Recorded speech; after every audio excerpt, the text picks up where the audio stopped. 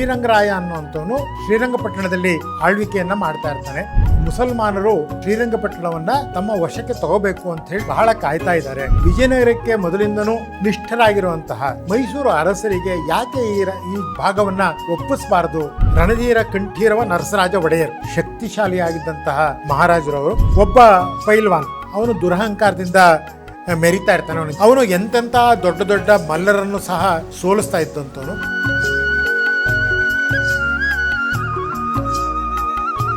ವಿಜಯನಗರದ ಸಾಮ್ರಾಜ್ಯ ಪ್ರಾರಂಭ ಆದಂಥದ್ದು 1336ರಲ್ಲಿ. ಮೈಸೂರು ಅರಸರ ವಂಶ ಪ್ರಾರಂಭ ಆಗಿದ್ದು 1399. ಅಂದರೆ ಅಷ್ಟೊತ್ತಿಗಾಗಲೇ ಸುಮಾರು 60 ವರ್ಷಗಳಿಗೂ ಹೆಚ್ಚು ಕಾಲದಿಂದ ವಿಜಯನಗರ ಆಳ್ವಿಕೆಯನ್ನು ಮಾಡ್ತಾ ಇತ್ತು. ಅತ್ಯಂತ ಸಮರ್ಥವಾದಂತಹ ಮತ್ತು ದೊಡ್ಡದಾದಂತಹ ಸಾಮ್ರಾಜ್ಯ ವಿಜಯನಗರದ ಸಾಮ್ರಾಜ್ಯ ಆಗಿತ್ತು. ಆ ವಿಜಯನಗರದ ಅರಸರಿಗೆ ಸುಮಾರು 200 ಜನ ಸಾಮಂತರುಗಳು, ಪಾಳೆಗಾರರುಗಳು ಇತ್ಯಾದಿಗಳು ಇದ್ದರು. 200 ಜನ ಅವ್ರು ಹೇಳ್ದಾಗೆ ಕೇಳ್ಕೊಂಡಿದ್ದಂಥವ್ರು ಇದ್ದರು. ಆ ಪೈಕಿ ಮೈಸೂರಿನ ಮಹಾರಾಜರು ಸಹ ಒಬ್ಬರು. ಇವರು ಸಹ ವಿಜಯನಗರದ ಸಾಮಂತರಾಗಿ ಕೆಲಸವನ್ನು ಮಾಡ್ತಾ ಇದ್ದಂಥವ್ರು. 1565 ರಕ್ಕಸ ತಂಗಡಿ ಅಥವಾ ತಾಳಿಕೋಟೆ ಯುದ್ಧ ಆಗುತ್ತೆ. ಆಗ ವಿಜಯನಗರದ ಸಾಮ್ರಾಜ್ಯದ ಪತನ ಆಗುತ್ತೆ. ಪತನ ಆದ ನಂತರ ಅದರ ಒಂದು ಪ್ರತಿನಿಧಿ ಶ್ರೀರಂಗರಾಯ ಅನ್ನುವಂಥವನು ವಿಜಯನಗರದಲ್ಲಿ ಶ್ರೀರಂಗಪಟ್ಟಣದಲ್ಲಿ ಆಳ್ವಿಕೆಯನ್ನು ಮಾಡ್ತಾ ಇರ್ತಾನೆ. ಆತ ಆಗಲೇ ವಯಸ್ಸಾಗಿರುತ್ತೆ ಮತ್ತು ಆತನಿಗೆ ಒಂದು ಬೆನ್ನು ಪಣಿ, ಹರ್ಪಿಸ್ ಅಂತ ಏನು ಕರಿತೀವಿ, ಆ ಕಾಯಿಲೆ ಆಗುತ್ತೆ. ಆ ಕಾಯಿಲೆ ಆಗಿರೋದ್ರಿಂದಾಗಿ ಅವನಿಗೆ ರಾಜ್ಯಭಾರ ಮಾಡೋದು ಕಷ್ಟ ಆಗ್ತಾ ಇರುತ್ತೆ. ಮೈಸೂರಿನ ಅರಸರು ಮೊದಲಿಂದಲೂ ವಿಜಯನಗರದ ಬಗ್ಗೆ ನಿಷ್ಠೆಯಿಂದ ಇಟ್ಕೊಂಡು ಬಂದಂಥವ್ರು. ಅವರು ಇದನ್ನು ಗಮನಿಸ್ತಾ ಇರ್ತಾರೆ. ಹೀಗೆ ಬಿಡ್ತು ಅಂತ ಹೇಳಿದ್ರೆ ಸುತ್ತಮುತ್ತ ವೈರಿಗಳು ಕಾಯ್ತಾ ಇದ್ದಾರೆ. ಅದರಲ್ಲೂ ಹೆಚ್ಚಾಗಿ ಮುಸಲ್ಮಾನರು ಈ ಒಂದು ಶ್ರೀರಂಗಪಟ್ಟಣವನ್ನು ತಮ್ಮ ವಶಕ್ಕೆ ತಗೋಬೇಕು ಅಂಥೇಳಿ ಬಹಳ ಕಾಯ್ತಾ ಇದ್ದಾರೆ. ಈಗ ನಾವು ಬಿಡ್ತು ಅಂತ ಹೇಳಿದ್ರೆ ವಿಜಯನಗರದ ಇದೊಂದು ಕೊಂಡಿನೂ ಸಹ ಪರಕೀಯರ ಆಳ್ವಿಕೆಗೆ ಹೊರಟೋಗ್ಬಿಡುತ್ತೆ. ಆ ಕಾರಣಕ್ಕೋಸ್ಕರ ಅದನ್ನು ತಡಿಬೇಕು ಅಂತ ಹೇಳಿದ್ರೆ ಶ್ರೀರಂಗಪಟ್ಟಣವನ್ನು ತನ್ನ ವಶಕ್ಕೆ ತಗೋಬೇಕು ಹಾಗೆ ಅಂಥೇಳಿ ರಾಜ ಒಡೆಯರ್ ಅದನ್ನು ಯೋಚನೆಯನ್ನು ಮಾಡ್ತಾರೆ. ಅಲ್ಲಿ ತನಕ ಅವರು ಮೈಸೂರಿನಲ್ಲಿ ರಾಜ್ಯಭಾರವನ್ನು ಮಾಡ್ತಾ ಇರ್ತಾರೆ. ಅವರ ಅವಧಿ 1552ರಿಂದ 1617. ಆಗ 1610 ಕ್ರಿಸ್ತಶಕ 1610. ಆಗ ಇವರು ಶ್ರೀರಂಗಪಟ್ಟಣವನ್ನು ತಮ್ಮ ವಶಕ್ಕೆ ಪಡಿತಾರೆ ರಾಜ ಒಡೆಯರವರು. ಅದರಲ್ಲೂ 2 ಕಥೆಗಳನ್ನು ಹೇಳಲಾಗುತ್ತೆ. ಒಂದು, ಈ ರೀತಿಯಾಗಿ ಈ ದುರ್ಬಲವಾದಂತಹ ವ್ಯಕ್ತಿಯ ಕೈಯಲ್ಲಿ ಸಾಮ್ರಾಜ್ಯ ಇರೋದರಿಂದಾಗಿ ಹೀಗೆ ಬಿಡ್ತು ಅಂತ ಹೇಳಿದ್ರೆ ಇದನ್ನು ಬೇರೆಯವರು ಆಕ್ರಮಣವನ್ನು ಮಾಡ್ಕೋತಾರೆ. ಹಾಗಾಗಬಾರ್ದು ಅಂತ ಹೇಳಿದ್ರೆ ನಾನೇ ಅವರನ್ನು ಆಕ್ರಮಣವನ್ನು ಮಾಡಿ ಆ ಒಂದು ಜಾಗವನ್ನು ತನ್ನ ವಶಕ್ಕೆ ಪಡಿಬೇಕು ಅಂಥೇಳಿ ರಾಜ ಒಡೆಯರ್ ಪ್ರಯತ್ನ ಮಾಡಿದ್ರು ಅಂಥೇಳಿ ಒಂದು ಕಥೆ ಹೇಳಿದ್ರೆ, ಮತ್ತೊಂದು ಕಥೆ ಏನು ಶ್ರೀರಂಗರಾಯ ಅಲ್ಲಿ ಆಳ್ವಿಕೆಯನ್ನು ಮಾಡ್ತಾ ಇದ್ದ, ಅವನೇ ಯೋಚನೆ ಮಾಡ್ತಾನೆ, ನಾನು ಕಾಯಿಲೆಗೆ ತುತ್ತಾಗಿದ್ದೀನಿ, ನಾನು ದುರ್ಬಲನಾಗಿದ್ದೇನೆ. ಹೀಗೆ ಇತ್ತು ಅಂತ ಹೇಳಿದ್ರೆ ಈ ರಾಜ್ಯವನ್ನು ಬೇರೆಯವರು ಅಪಹರಿಸ್ಬೋದು. ಅದರ ಬದಲು ವಿಜಯನಗರಕ್ಕೆ ಮೊದಲಿಂದನೂ ನಿಷ್ಠರಾಗಿರುವಂತಹ ಮೈಸೂರು ಅರಸರಿಗೆ ಯಾಕೆ ಈ ಭಾಗವನ್ನು ಒಪ್ಪಿಸಬಾರ್ದು ಹಾಗೆ ಅಂಥೇಳಿ ಹಾಗೆ ಯೋಚನೆ ಮಾಡಿದಾಗ ಈ ರಾಜ ಒಡೆಯರ್ ಅತ್ಯಂತ ಸಮರ್ಥಶಾಲಿಯಾದಂಥ ಒಬ್ಬ ರಾಜ. ಅವರನ್ನು ಕರೆದು ನೀವು ಈ ಭಾಗವನ್ನು ಆಳ್ವಿಕೆಯನ್ನು ಮಾಡಿ ಅಂಥೇಳಿ ಅವರಿಗೆ ಕೊಟ್ಟ ಹಾಗೆ ಅಂತಲೂ ಇನ್ನೊಂದು ಕಥೆಯನ್ನು ಕೇಳ್ತೀವಿ. ಅದೇನೇ ಆದರೂ 1610ರಲ್ಲಿ ರಾಜ ಒಡೆಯರವರು ಈ ಒಂದು ಶ್ರೀರಂಗಪಟ್ಟಣವನ್ನು ತಮ್ಮ ಸ್ವಾಧೀನಕ್ಕೆ ತೆಗೆದುಕೊಳ್ತಾರೆ. ಹಾಗಾಗಿ ಅವರ ಹೆಸರನ್ನು ನಾವು ಜ್ಞಾಪಿಸ್ಕೊಳ್ತೀವಿ. ಅತ್ಯಂತ ಸಮರ್ಥವಾದಂತಹ ರಾಜರಾಗಿದ್ದರು. ಹಾಗೆಯೇ ಆ ಕಾಲದಲ್ಲೇ ಜನ ತಪ್ಪಾಗಿ ತಿಳ್ಕೊಬಾರ್ದು. ವಿಜಯನಗರದ ಸಾಮ್ರಾಜ್ಯವನ್ನು ಸಾಮಂತರಾಗಿದ್ದಂತಹ ಇವರು ಕಿತ್ಕೊಂಡ್ರು ಹಾಗೆ ಅಂಥೇಳಿ ಜನ ತಪ್ಪಾಗಿ ತಿಳ್ಕೊಬಾರ್ದು ಅನ್ನೋ ಕಾರಣಕ್ಕೋಸ್ಕರ ವಿಜಯನಗರದ ಸಾಮ್ರಾಜ್ಯದಲ್ಲಿ ಯಾವ ಯಾವ ಆಚರಣೆಗಳಿತ್ತು ಆ ಆಚರಣೆಯನ್ನು ಮುಂದುವರಿಸಬೇಕು ಅನ್ನೋಂಥ ಮನಸ್ಸನ್ನು ಮಾಡಿದಂಥವರು ರಾಜ ಒಡೆಯರ್. 1610ರಲ್ಲೇ ಅವರು ತಾವು ಪಟ್ಟಾಭಿಷೇಕ ಆದ ನಂತರ ಸ್ವತಂತ್ರರಾಗಿ ಮೈಸೂರಿನ ರಾಜರಾಗಿ ಪಟ್ಟಾಭಿಷೇಕ ಆದ ವರ್ಷವೇ ಅವರು ದಸರಾ ಉತ್ಸವವನ್ನು ಮಾಡಬೇಕು ಅಂಥೇಳಿ ಹೊರಡ್ತಾರೆ. ಸೊ ಇದು ಸಹ ಇತಿಹಾಸದಲ್ಲಿ ದಾಖಲಾಗಿದೆ. ಹಾಗಾಗಿ ರಾಜ ಒಡೆಯರವರನ್ನು ವಿಶೇಷವಾಗಿ ನಾವು ಜ್ಞಾಪಿಸ್ಕೊಳ್ತೀವಿ. ಮತ್ತು ಇವರು ಅಲ್ಲಿ ತನಕ ಇದ್ದಂತಹ ಈ ಪಾಳೆಗಾರರು ಇತ್ಯಾದಿಗಳನ್ನು ನಿಗ್ರಹವನ್ನು ಮಾಡಿದಂಥವ್ರು. ಆಗ ವೀರರಾಜಯ್ಯ ಅಂಥೇಳಿ ಕಾರಗಹಳ್ಳಿನಲ್ಲಿ ಪಾಳೆಗಾರ ಇದ್ದಂಥ ವ್ಯಕ್ತಿ. ಆತ ಮೈಸೂರಿನ ಮೇಲೆ ಆಕ್ರಮಣವನ್ನು ಮಾಡುವಂತಹ ಪ್ರವೃತ್ತಿಯನ್ನು ಹೊಂದಿದ್ದಂಥವನು. ಅವನನ್ನು ನಿಗ್ರಹವನ್ನು ಮಾಡ್ತಾರೆ. ಅದಾದ ನಂತರ ಮೈಸೂರಿನ ಅರಮನೆಯಲ್ಲಿರುವಂಥ ಲಕ್ಷ್ಮೀರಮಣ ದೇವಸ್ಥಾನ ಆ ದೇವಸ್ಥಾನ ಇವತ್ತಿಗೂ ಸಹ ನೋಡೋದಕ್ಕೆ ಸಿಗತ್ತೆ ಅಲ್ಲಿ. ಅವನು ಈ ಕಾರಗಹಳ್ಳಿ ವೀರರಾಜಯ್ಯ ಏನು ಮಾಡ್ತಾನೆ, ಆ ದೇವಸ್ಥಾನದ ಅರ್ಚಕರಿಗೆ ಆಮಿಷವನ್ನು ಒಡ್ಡಿ ಇವರು ರಾಜ ಒಡೆಯರ್ ಆ ದೇವಸ್ಥಾನಕ್ಕೆ ಬಂದಾಗ ಅವರಿಗೆ ತೀರ್ಥ ಕೊಡೋ ನೆಪದಲ್ಲಿ ವಿಷವನ್ನು ಕೊಡಬೇಕು ಹಾಗೆ ಅಂಥೇಳಿ ಅವರನ್ನು ಪ್ರಲೋಭನೆಯನ್ನು ಮಾಡಿ ಒಪ್ಪಿಸಿರ್ತಾನೆ. ರಾಜ ಒಡೆಯರ್ ದೇವಸ್ಥಾನಕ್ಕೆ ಹೋಗ್ತಾರೆ. ಆ ಶ್ರೀನಿವಾಸಯ್ಯ ಅನ್ನೋವಂಥ ಅರ್ಚಕ ಅವರು ಕೈ ನಡಗೋದಕ್ಕೆ ಪ್ರಾರಂಭ ಆಗುತ್ತೆ. ಅವ್ರದ್ದು ಉದ್ಧರಣೆ ಪಾತ್ರೆ ನಡಗಕ್ಕೆ ಶುರುವಾಗುತ್ತೆ. ಅದನ್ನು ಅವ್ರು ಗಮನಿಸ್ತಾರೆ, ರಾಜ ಒಡೆಯರ್ ಗಮನಿಸ್ತಾರೆ. ಅದಾದ ನಂತರ ಅವರು ಮಹಾರಾಜರಿಗೆ ತೀರ್ಥವನ್ನು ಕೊಡ್ತಾರೆ, ಅಂದರೆ ವಿಷವನ್ನು ಕೊಡ್ತಾರೆ. ಆಗ ಇವರು ಕೇಳ್ತಾರೆ, ಯಾಕೆ ನಿಮಗೆ ಕೈ ನಡುಗ್ತಾ ಇದೆ, ಏನಾಯಿತು ಅಂತಂದಾಗ ಅವ್ರು ಹೆದರ್ಕೊಂಡು ನಿಜವನ್ನು ಹೇಳ್ತಾರೆ. ನಾನು ನಿಮಗೆ ಕೊಟ್ಟಿರೋ ಅಂಥದ್ದು ತೀರ್ಥ ಅಲ್ಲ, ಅದು ವಿಷ ಅನ್ನೋ ಮಾತನ್ನು ಹೇಳ್ತಾರೆ. ನೀವು ನನಗೆ ವಿಷ ಅಂತ ಕೊಟ್ಟರೋ ತೀರ್ಥ ಅಂತ ಕೊಟ್ಟರೋ ಅಂತ ಇವ್ರು ಕೇಳಿದಾಗ ತೀರ್ಥ ಅಂತ ಕೊಟ್ಟಿದ್ದೀನಿ ಅಂತ ಅವ್ರು ಹೇಳ್ತಾರೆ. ಹಾಗಿದ್ರೆ ತೀರ್ಥ ಅಂತಲೇ ನಾನು ಸೇವನೆ ಮಾಡ್ತೀನಿ, ದೇವರಿದ್ದಾನೆ ನೋಡ್ಕೊಳ್ಳೋದಕ್ಕೆ ಹಾಗೆ ಅಂಥೇಳಿ ಅದನ್ನು ಕುಡಿತಾರೆ, ಏನೂ ಆಗಲ್ಲ. ಅಂತಹ ದೈವಭಕ್ತರಾಗಿದ್ದಂಥವರು ರಾಜ ಒಡೆಯರ್. ಆನಂತರ ಇವನ್ನ ವೀರರಾಜಯ್ಯನ ಅವರು ನಿಗ್ರಹವನ್ನು ಮಾಡ್ತಾರೆ. ಈ ಅರ್ಚಕ ಶ್ರೀನಿವಾಸಯ್ಯನ ಬೇರೆ ಕಡೆಗೆ ವರ್ಗಾವಣೆಯನ್ನು ಮಾಡ್ತಾರೆ. ಇವತ್ತಿಗೂ ಸಹ ಲಕ್ಷ್ಮೀರಮಣ ದೇವಸ್ಥಾನದಲ್ಲಿ ನಾವು ರಾಜ ಒಡೆಯರವರ ಒಂದು ಪ್ರತಿಮೆಯನ್ನು ನೋಡೋದಕ್ಕೆ ಅವಕಾಶ ಇದೆ. ಇದು ಒಂದು ಪ್ರಮುಖವಾದಂಥ ಹೆಸರು. ಇದಾದ ನಂತರ ಬರುವಂಥವರು 12ನೇವರು ರಣಧೀರ ಕಂಠೀರವ ನರಸರಾಜ ಒಡೆಯರ್. ಹೆಸರು ಕಂಠೀರವ ನರಸರಾಜ ಒಡೆಯರ್ ಅಂತ. 1615ರಿಂದ 1659 ತನಕ ರಾಜ್ಯಭಾರವನ್ನು ಮಾಡಿದಂಥವ್ರು. ಇವರು ಮಲ್ಲಯುದ್ಧದಲ್ಲಿ ಪ್ರಖ್ಯಾತಿಯನ್ನು ಹೊಂದಿದ್ದಂಥವ್ರು, ಅತ್ಯಂತ ಸಮರ್ಥನಾದಂತಹ ಶಕ್ತಿಶಾಲಿಯಾಗಿದ್ದಂತಹ ಮಹಾರಾಜರವರು. ಆಗ ಅವರ ಸಮಯದಲ್ಲಿ ತಿರುಚಿನಾಪಳ್ಳಿ, ಈಗಿನ ತಮಿಳುನಾಡಿನ ತಿರುಚಿನಾಪಳ್ಳಿ, ಆ ಜಾಗದಲ್ಲಿ ಒಬ್ಬ ಪೈಲ್ವಾನ್, ಅವನು ದುರಹಂಕಾರದಿಂದ ಮೆರಿತಾ ಇರ್ತಾನೆ. ಅವನು ಜಟ್ಟಿ ಅಂಥೇಳಿ ಆ ಕಾಲದಲ್ಲಿ ಕರಿತಾ ಇದ್ದರು. ಅವನು ಎಂತೆಂಥ ದೊಡ್ಡ ದೊಡ್ಡ ಮಲ್ಲರನ್ನು ಸಹ ಸೋಲಿಸ್ತಾ ಇದ್ದಂಥವನು. ಅವನು ಸವಾಲನ್ನು ಹಾಕ್ತಾನೆ, ನನ್ನನ್ನು ಸೋಲಿಸೋರೇ ಇಲ್ಲ ಹಾಗೆ ಅಂತ ಸವಾಲನ್ನು ಹಾಕಿದಾಗ ಇವರು ಕಂಠೀರವ ನರಸರಾಜ ಒಡೆಯರ್ ಅವ್ರ ಮೇಲೆ ಹೋಗಿ ಮಲ್ಲಯುದ್ಧವನ್ನು ಮಾಡಿ ಅವನನ್ನು ಸೋಲಿಸ್ತಾರೆ. ಹಾಗಾಗಿ ಇವರಿಗೆ ಕಂಠೀರವ ನರಸರಾಜ ಒಡೆಯರ್ ಜೊತೆಗೆ ರಣಧೀರ ಅನ್ನೋ ಹೆಸರು ಸಹ ಸೇರಿಕೊಂಡು ರಣಧೀರ ಕಂಠೀರವ ನರಸರಾಜ ಒಡೆಯರ್ ಹಾಗೆ ಅಂಥೇಳಿ ಅವ್ರನ್ನ ಕರಿತೀವಿ ನಾವು ಆ ಥರದಲ್ಲಿ. ಅದಾದ ನಂತರ ಆ ಸೋಲನ್ನು ಒಪ್ಕೊಂಡಂತಹ ಜಟ್ಟಿ ಅಷ್ಟು ಸುಲಭವಾಗಿ ಸೋಲನ್ನು ಒಪ್ಕೊಂಡಿರೋದಿಲ್ಲ.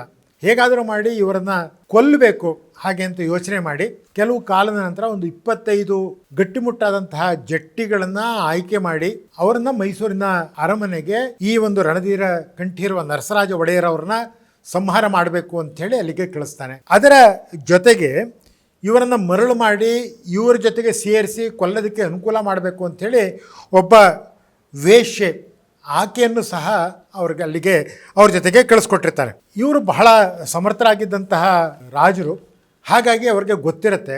ಜೊತೆಗೆ ಅವ್ರಿಗೆ ಯಾವಾಗಲೂ ಅವ್ರ ಜೊತೆಗೆ ಒಂದು ಕತ್ತಿ ಇರುತ್ತೆ, ಅದಕ್ಕೆ ವಿಜಯನಾರಸಿಂಹ ಅಂಥೇಳಿ ಅದನ್ನು ಕರಿತಾ ಇರ್ತಾರೆ.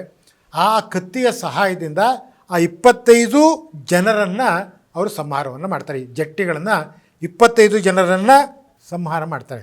ಈಕೆ ಏನು ವೇಶ್ಯ ಒಬ್ಬಳು ಬಂದಿದ್ಲು, ಅವರು ಅವರ ಪ್ರೇಯಸಿಯಾಗಿ ಉಳ್ಕೊಳ್ತಾಳೆ. ಉಳ್ಕೊಂಡ ನಂತರ ಅವರನ್ನು ಬಹಳ ಇಷ್ಟಪಟ್ಟು ಗೌರವದಿಂದ ಅವಳು ನಡ್ಕೊಳ್ತಾ ಇರ್ತಾಳೆ.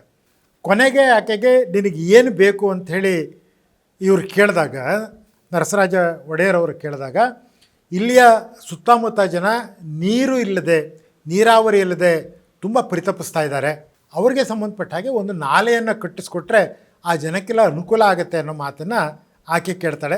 ಆಕೆಯ ಮಾತಿಗೆ ಅನುಸಾರವಾಗಿ ಶ್ರೀರಂಗಪಟ್ಟಣದ ಹತ್ರ ಕಾವೇರಿ ನದಿಗೆ ಒಂದು ಅಣೆಕಟ್ಟನ್ನು ಅಡ್ಲಾಗಿ ಕಟ್ತಾರೆ. ಅದಕ್ಕೆ ಈಕೆ ಹೆಸರು ಬಂಗಾರದೊಡ್ಡಿ ನಾಲ ಅನ್ನೋಂಥ ಹೆಸರನ್ನೇ ಇಡ್ತಾರೆ. ಸೊ ಈ ಕಾರಣದಿಂದಲೂ ನಾವು ಕಂಠೀರವ ನರಸರಾಜ ಒಡೆಯರ್ ಅವರನ್ನು ವಿಶೇಷವಾಗಿ ನೆನಪಿಸ್ಕೊಳ್ತೀವಿ.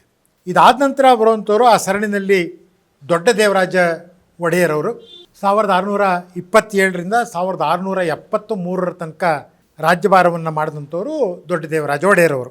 ಇವರನ್ನು ಯಾಕೆ ವಿಶೇಷವಾಗಿ ಜ್ಞಾಪಿಸ್ಕೊಳ್ತೀವಿ ಹಾಗೆ ಅಂತ ಹೇಳಿದ್ರೆ, ಇವರು ಇವತ್ತಿನ ಮೈಸೂರಿನ ಚಾಮುಂಡಿ ಬೆಟ್ಟ ಅಂಥೇಳಿ ನಾವೇನು ಕರಿತೀವಿ, ಆ ಚಾಮುಂಡಿ ಬೆಟ್ಟದಕ್ಕೆ ಒಂದು ರಸ್ತೆಯ ಮಾರ್ಗನೂ ಇದೆ, ಇನ್ನೊಂದು ಮೆಟ್ಟಿಲುಗಳು ಇದೆ, 1000 ಮೆಟ್ಟಿಲುಗಳು ಇದೆ.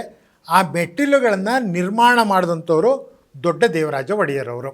ಅಂದರೆ ಹೊಸದಾಗಿ ಎಲ್ಲಿಂದನೋ ತಂದು ಕಲ್ಲುಗಳನ್ನು ಜೋಡಿಸಿದಂತಹದ್ದಲ್ಲ ಅದು. ಅಲ್ಲೇ ಇದ್ದಂತಹ ಬಂಡೆಗಳನ್ನು ಒಡೆದು ಅದರ ಆಧಾರದ ಮೇಲೆ ಮೆಟ್ಟಿಲುಗಳನ್ನು ಮಾಡಿದ್ರು. ಅದರ ಜೊತೆಗೆ ಆ 700ನೆಯ ಮೆಟ್ಲಿನ ಹತ್ತಿರ ಒಂದು ದೊಡ್ಡದಾದ ನಂದಿಯ ವಿಗ್ರಹವನ್ನು ಸಹ ಅವರು ಸ್ಥಾಪನೆಯನ್ನು ಮಾಡಿದ್ರು. ಹೀಗಾಗಿ ನಾವು ಈ ದೊಡ್ಡ ದೇವರಾಜ ಒಡೆಯರ್ ಅವರನ್ನು ವಿಶೇಷವಾಗಿ ಜ್ಞಾಪಿಸ್ಕೊಳ್ತೀವಿ. ಅದಾದ ನಂತರ ಬಂದಂಥವರು ಚಿಕ್ಕ ದೇವರಾಜ ಒಡೆಯರ್ ಅವರು 1645ರಿಂದ 1704 ಅಲ್ಲಿ ತನಕ ರಾಜ್ಯಭಾರವನ್ನು ಮಾಡಿದಂಥವ್ರು. ಇವರು ಸಹ ಮೇಧಾವಿಯಾಗಿದ್ದಂಥವ್ರು, ಸಾಹಸಿಯಾಗಿದ್ದಂಥವ್ರು, ದಕ್ಷ ಆಡಳಿತಗಾರ ಅನ್ನೋಂಥ ಹೆಸರನ್ನು ತಗೊಂಡಂಥವ್ರು. ಇವರು ವಿಶೇಷವಾಗಿ ಕೃಷಿ ಪದ್ಧತಿ ಅಲ್ಲಿ ತನಕ ಇರಲಿಲ್ಲ, ಅದು ಕೃಷಿ ಪದ್ಧತಿಯನ್ನು ಜಾರಿಗೆ ತರ್ತಾರೆ. ಆಡಳಿತದಲ್ಲಿ ಹಲವಾರು ಸುಧಾರಣೆಗಳನ್ನು ಅವರು ತರ್ತಾರೆ. ಅದರೊಳಗಡೆ ಮುಖ್ಯವಾಗಿ ರಾಜ್ಯದ ಆಡಳಿತವನ್ನು 18 ಭಾಗಗಳಾಗಿ ವಿಂಗಡಣೆಯನ್ನು ಮಾಡ್ತಾರೆ. ಅದಕ್ಕೆ 18 ಅಂಥೇಳಿ ಆ ಸಮಯದಲ್ಲಿ ಕರಿತಾ ಇದ್ದಂಥವ್ರು. ಅದನ್ನು ನೋಡ್ಕೊಳ್ಳೋದಕ್ಕೆ ಒಂದು ಕಚೇರಿ. ಹಾಗಾಗಿ ಮೈಸೂರಿನ ಜಿಲ್ಲಾಧಿಕಾರಿಗಳ ಕಚೇರಿಯನ್ನು ಇವತ್ತಿಗೂ ಸಹ 18 ಕಚೇರಿ ಹಾಗೆ ಅಂತಲೇ ಹಳೆಯ ಕಟ್ಟಡ, ಅದನ್ನು 18 ಕಚೇರಿ ಅಂತ ಕರಿತಾ ಇತ್ತು. ಹಾಗೆ ಬೆಂಗಳೂರಿನಲ್ಲೂ ಸಹ ಈ 18 ಕಚೇರಿ ಹೊಂದಿತ್ತು. ಇವತ್ತಿನ ಉಚ್ಚ ನ್ಯಾಯಾಲಯ ಹೈಕೋರ್ಟ್ ಏನಿದೆ ಅದನ್ನು ಸಹ 18 ಕಚೇರಿ ಹಾಗೆ ಅಂಥೇಳಿ ಕರಿತಾ ಇತ್ತು. ಆ ರೀತಿಯಾಗಿ ಆಡಳಿತದಲ್ಲಿ ಸುಧಾರಣೆಯನ್ನು ತಂದಂಥವ್ರು. ಮತ್ತು ಖಜಾನೆ, ರಾಜ್ಯದ ಖಜಾನೆಯನ್ನು ಗಟ್ಟಿ ಮಾಡಿದಂಥವ್ರು, ಹೆಚ್ಚು ಹಣವನ್ನು ಉಳಿಸಿದಂಥವ್ರು. ಆ ಕಾರಣಕ್ಕೋಸ್ಕರ ಅವ್ರನ್ನ ನವಕೋಟಿ ನಾರಾಯಣ ಅಂದರೆ 9 ಕೋಟಿ ರೂಪಾಯಿಗಳನ್ನು ಸಂಗ್ರಹಿಸಿ ಆ ಕಾಲದಲ್ಲೇ ಅದು ಖಜಾನೆಯಲ್ಲಿ ಉಳ್ಕೊಳ್ಳೋ ಹಾಗೆ ಮಾಡಿದಂಥವ್ರು. ಆ ಕಾರಣಕ್ಕೋಸ್ಕರ ಅವ್ರಿಗೆ ನವಕೋಟಿ ನಾರಾಯಣ ಅಂತಲೂ ಜನ ಕರಿತಾ ಇದ್ದರು.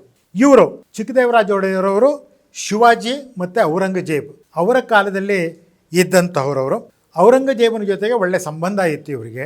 ಹಾಗಾಗಿ ಇವರನ್ನು ಔರಂಗಜೇಬು ಜಗದೇವರಾಜ ಅನ್ನುವಂಥ ಒಂದು ಬಿರುದನ್ನು ಕೊಟ್ಟು ಸನ್ಮಾನವನ್ನು ಮಾಡ್ತಾ ಇದ್ದಾರೆ. ಮತ್ತೊಂದು ಕಾರಣ ಇವ್ರನ್ನ ನಾವು ಯಾಕೆ ಜ್ಞಾಪಿಸ್ಕೊಳ್ತೀವಿ ಚಿಕ್ಕದೇವರಾಜ ಒಡೆಯರ್ ಅಂತಂದರೆ, ಅವರು ಬೆಂಗಳೂರಿನ ಖರೀದಿಸಿದರು. 3 ಲಕ್ಷ ರೂಪಾಯಿನ ಕೊಟ್ಟು ಖಾಸಿಂ ಖಾನ್ ಅನ್ನೋನಿಂದ ಬೆಂಗಳೂರನ್ನ ಖರೀದಿ ಮಾಡಿದರು. ಸೊ ಈ ಕಾರಣಕ್ಕೂ ಸಹ ನಾವು ಈ ಚಿಕ್ಕದೇವರಾಜ ಒಡೆಯರ್ ಅವ್ರನ್ನ ಜ್ಞಾಪಿಸ್ಕೊಳ್ತೀವಿ. ಅತ್ಯಂತ ಸಾಹಸಪ್ರಿಯ, ಅತ್ಯಂತ ಕಲಾಪ್ರಿಯರಾದಂತಹ ಮಹಾರಾಜರು, ಕವಿಗಳು ಆಗಿದ್ದರಂತೂ, ಕಲಾವಿದರುಗಳಾಗಿದ್ದು, ಅವರ ಆಸ್ಥಾನದಲ್ಲಿ ಸಾಕಷ್ಟು ಜನ ಕವಿಗಳಿಗೆ ಆಶ್ರಯವನ್ನು ಕೊಟ್ಟಂಥವರು ಚಿಕ್ಕದೇವರಾಜ ಒಡೆಯರವರು. ಇದಾದ ನಂತರ ನಾವು ಜ್ಞಾಪಿಸ್ಕೊಳ್ಳೋಂಥ ಮತ್ತೊಂದು ಹೆಸರು ದೊಡ್ಡ ಕೃಷ್ಣರಾಜ ಒಡೆಯರ್ ಅನ್ನೋರನ್ನ ಜ್ಞಾಪಿಸ್ಕೊಳ್ತೀವಿ. ಅವರು 1702ರಿಂದ 1732 ತನಕ ಇದ್ದಂಥವರು.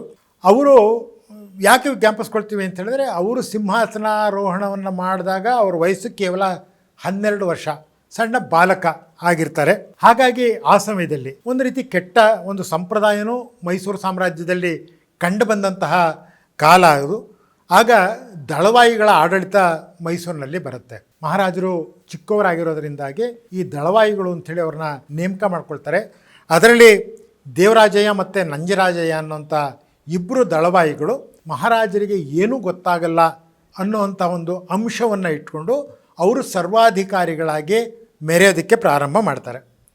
ಸೊ ಈ ಕಾರಣಕ್ಕೋಸ್ಕರ ನಾವು ದೊಡ್ಡ ಕೃಷ್ಣರಾಜ ಒಡೆಯರ್ ಅವ್ರನ್ನ ಆ ಲೆಕ್ಕದಲ್ಲಿ ಜ್ಞಾಪಿಸ್ಕೊಳ್ತೀವಿ. ಅದಾದ ನಂತರ ಬಂದಂಥವರು 7ನೇಯ ಚಾಮರಾಜ ಒಡೆಯರು 1704ರಿಂದ 1734 ಅವರು ಬದುಕಿದ್ದಂಥವ್ರು. ಅವರು ಏನು ಹಿಂದಿನ ಅವಧಿಯಲ್ಲಿ ದಳವಾಯಿಗಳು ಪ್ರಬಲರಾದರೋ ಅವರನ್ನು ನಿಗ್ರಹ ಮಾಡುವಂತಹ ಕೆಲಸವನ್ನು ಅವ್ರು ಮಾಡ್ತಾರೆ.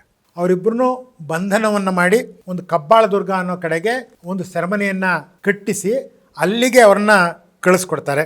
ಕೊನೆಯದಾಗಿ ರಾಜಮಾತೆ ಇದ್ದಂಥ ದೇವಾಜಮ್ಮಣ್ಣಿ ಅವರು ಇಮ್ಮಡಿ ಕೃಷ್ಣರಾಜ ಒಡೆಯರ್ ಅವರನ್ನು ದತ್ತು ಸ್ವೀಕಾರ ಮಾಡ್ತಾರೆ. ಇದು 7ನೇ ಚಾಮರಾಜ ಒಡೆಯರ್ ಅವರ ಕಾಲ. ಅದಾದ ನಂತರ ನಾವು ಕಾಣುವಂಥದ್ದು ಇಮ್ಮಡಿ ಕೃಷ್ಣರಾಜ ಒಡೆಯರ್ ಅವರು 1728ರಿಂದ 1766 ತನಕ ಅವರು ಆಯಿಸಿದ್ದಂಥ ಅವಧಿ ಅದು. ಅವರು ಪಟ್ಟಕ್ಕೆ ಬಂದಾಗ ಅವ್ರಿಗೂ ಸಹ ಕೇವಲ 6 ವರ್ಷ ವಯಸ್ಸಾಗಿರುತ್ತೆ. ಅಂದರೆ ಕಡಿಮೆ ವಯಸ್ಸಿದ್ದಾಗ, ಬಾಲಕರಾಗಿದ್ದಾಗ ಪಟ್ಟಕ್ಕೆ ಬಂದಂಥವ್ರ ಪೈಕಿ ಈ ಇಮ್ಮಡಿ ಕೃಷ್ಣರಾಜ ಒಡೆಯರವರು. ಯಾವಾಗ ಹಿಂದೆ 7ನೇ ಚಾಮರಾಜ ಒಡೆಯರು ಒಂದಷ್ಟು ಈ ದಳವಾಯಿಗಳನ್ನ ನಿಗ್ರಹ ಮಾಡಿರ್ತಾರೆ, ಪುನಃ ಈ ಬಾಲಕ ಅಧಿಕಾರಕ್ಕೆ ಬಂದಾಗ ಅವರು ಪುನಃ ಅವರ ಪ್ರಾಬಲ್ಯ ಜಾಸ್ತಿ ಆಗೋದಕ್ಕೆ ಶುರುವಾಗುತ್ತೆ. ಆಗ ಮೈಸೂರು ಇವರ ಸೈನ್ಯ ಏನಿರುತ್ತೆ, ಆ ಸೈನ್ಯಕ್ಕೆ ಸೈನಿಕನಾಗಿ ಸೇರಿಕೊಂಡಂಥವನು ಹೈದರಾಲಿ. ಅವನು ಈ ದಳವಾಯಿಗಳ ಕಡೆಯಿಂದ ನೇಮಕ ಆದಂಥವನು. ಅತ್ಯಂತ ಸಾಹಸಿ ಮನುಷ್ಯ, ಆದರೆ ನಿರಕ್ಷರ ಕುಕ್ಷಿ. ಅವನಿಗೆ ಏನೂ ಬರೆಯೋದಕ್ಕೆ ಬರ್ತಾ ಇರಲಿಲ್ಲ. ಕೊನೆಗೆ ಹೈ ಅಂತ ಸಹಿ ಮಾಡೋದಕ್ಕೆ ಬರೀ ಹೈ ಅನ್ನುವಂಥ ಅಕ್ಷರವನ್ನು ಮಾತ್ರ ಅವನು ಕಲಿತ ಹಾಗೆ ಅಂಥೇಳಿ ಹೇಳ್ತಾರೆ. ಅವನು ಯುದ್ಧಗಳಲ್ಲಿ ಸಾಕಷ್ಟು ತನ್ನ ಪ್ರಾಬಲ್ಯವನ್ನು ತೋರಿಸ್ತಾ ಹೋದ. ಹಾಗಾಗಿ ಅವರು ಸರ್ವಾಧಿಕಾರಿಯಾಗಿ ಬೆಳೆಯೋದಕ್ಕೆ ಅವಕಾಶ ಆಯಿತು. ಇವನು ಕೊನೆಗೆ ದಳವಾಯಿಗಳ ಕಡೆಯಿಂದನೇ ಅಧಿಕಾರಕ್ಕೆ ಸೈನ್ಯಕ್ಕೆ ಸೇರಿದ್ರು ಸಹ ಕೊನೆಗೆ ದಳವಾಯಿಗಳನ್ನೇ ಮೂಲೆ ಗುಂಪು ಮಾಡಿ ಇವನು ಅಲ್ಲಿಯ ಚಕ್ರಾಧಿಪತಿ ಆಗಬೇಕು ಅನ್ನೋಂಥ ಒಂದು ಆಸೆಯನ್ನು ಹುಟ್ಕೊಳ್ತಾನೆ. ಹೈದರಾಲಿ ಹುಟ್ಟಿದ್ದು 1721ರಲ್ಲಿ. ತಾನು ಮಹಾರಾಜರಿಗೆ ಹತ್ತಿರ ಆಗಬೇಕು ಅನ್ನೋ ಕಾರಣಕ್ಕೋಸ್ಕರ ಈ ದಳವಾಯಿ ನಂಜರಾಜನ ವಿರುದ್ಧವಾಗಿ ಮಹಾರಾಜರ ಹತ್ರ ಚಾಡಿಯನ್ನು ಹೇಳಿ ಈ ಕಡೆ ಮಹಾರಾಜರನ್ನೂ ಒಳ್ಳೆಯವ್ರು ಮಾಡ್ಕೋಬೇಕು, ಆ ಕಡೆ ದಳವಾಯಿಗಳನ್ನು ನಿಗ್ರಹ ಮಾಡಬೇಕು ಅನ್ನೋಂತಹ ಒಂದು ತಂತ್ರವನ್ನು ಮಾಡಿದಂಥವನು. ಹಾಗೆ 1753ರಲ್ಲಿ ದಳವಾಯಿ ನಂಜರಾಜ ಅವನೇನು ಅಲ್ಲಿ ಪ್ರಬಲರಾಗಿದ್ದ ಆ ನಂಜರಾಜರನ್ನು ಪದಚ್ಯುತಗೊಳಿಸಿ ತಾನೇ ಮೈಸೂರಿನ ಸರ್ವಾಧಿಕಾರಿಯಾಗಿ ಬೆಳೆಯೋದಕ್ಕೆ ಪ್ರಾರಂಭ ಮಾಡ್ದ. ಮತ್ತು ಆಗ ಈಸ್ಟ್ ಇಂಡಿಯಾ ಕಂಪನಿ, ಬ್ರಿಟಿಷರ ಈಸ್ಟ್ ಇಂಡಿಯಾ ಕಂಪನಿ ಪ್ರಾಬಲ್ಯಕ್ಕೆ ಬಂದಂಥದ್ದು. ಆಗ ಅವ್ರ ಜೊತೆಗೂ ಒಂದು ಸಂಧಾನವನ್ನು ಮಾಡ್ಕೊಳ್ತಾನೆ. ಇವನು ಪ್ರಬಲನಾಗಿ ಬೆಳೀತಾ ಹೋಗ್ತಾನೆ. ಅದಾದ ನಂತರ ಅವರ ಮಗ ಟಿಪ್ಪು ಸುಲ್ತಾನ್ ಅಧಿಕಾರಕ್ಕೆ ಬರ್ತಾನೆ. ಟಿಪ್ಪು ಸುಲ್ತಾನು ಹಳೆಯ ಅರಮನೆಯನ್ನ ಧ್ವಂಸ ಮಾಡಿರ್ತಾನೆ. ಈ ಮುಮ್ಮಡಿ ಕೃಷ್ಣರಾಜ ಒಡೆಯರವರು ಪಟ್ಟಾಭಿಷೇಕವನ್ನ ಮಾಡ್ಕೋಬೇಕು. ಮೈಸೂರಿನಲ್ಲಿ ಅರಮನೆ ಇರೋದಿಲ್ಲ. ಜನ ಅಲ್ಲಲ್ಲೇ ತಮ್ಮ ಅಸಮಾಧಾನವನ್ನು ವ್ಯಕ್ತಪಡಿಸ್ತಾ ಇರ್ತಾರೆ. ಅದಕ್ಕೆ ಬ್ರಿಟಿಷ್ನವರ ಕುಮ್ಮಕ್ಕು ಸಹ ಇರುತ್ತೆ. ಅರಮನೆಯ ಆದಾಯದ ಹೆಚ್ಚಿನ ಭಾಗವನ್ನ ಬ್ರಿಟಿಷ್ನವ್ರಿಗೆ ಕೊಡಬೇಕಾಗಿ ಬರ್ತಾ ಇರುತ್ತೆ. 4ನೇ ಮೈಸೂರು ಯುದ್ಧ ನಡೆಯುತ್ತೆ. ಟಿಪ್ಪು ಸುಲ್ತಾನನ ಸಂಹಾರ ಆಗುತ್ತೆ. ರಾಜ್ಯದಲ್ಲಿ ದಂಗೆ ಪ್ರಾರಂಭ ಆಗುತ್ತೆ. ವಿಧಾನಸಭೆ, ಲೋಕಸಭೆ ಅಂತ ಕರಿತೀವಿ, ಅದರ ಮೂಲ ಈ ಒಂದು ಪ್ರಜಾಪ್ರತಿನಿಧಿ ಸಭೆ. ಅದನ್ನು ಪ್ರಾರಂಭ ಮಾಡಿದಂಥವ್ರು 10ನೇ ಚಾಮರಾಜ ಒಡೆಯರವರು.